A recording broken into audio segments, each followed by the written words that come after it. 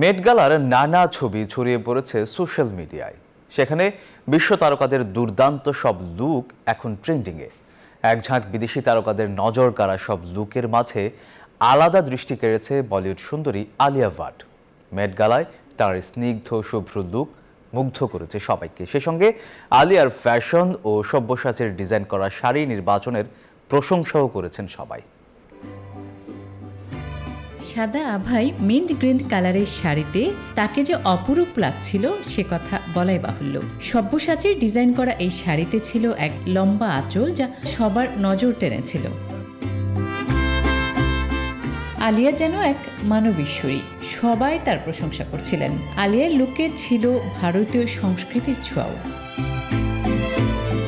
Matte colour red কার্পেটে আলিয়া সব্যসাচীর হাত ধরে ভারতীয় ফ্যাশনের মুকুটে যোগ হলো যেন এক নয়া পালক।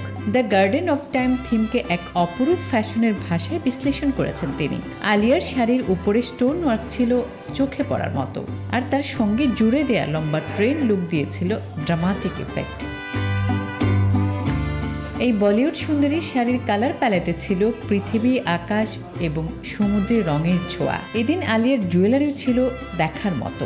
সব্যসাচীর বেঙ্গল রয়্যাল কালেকশনের জুয়েলারিতে অপরূপ হয়ে উঠেছিলেন তিনি। আসমা তুলি, নিউজ 24।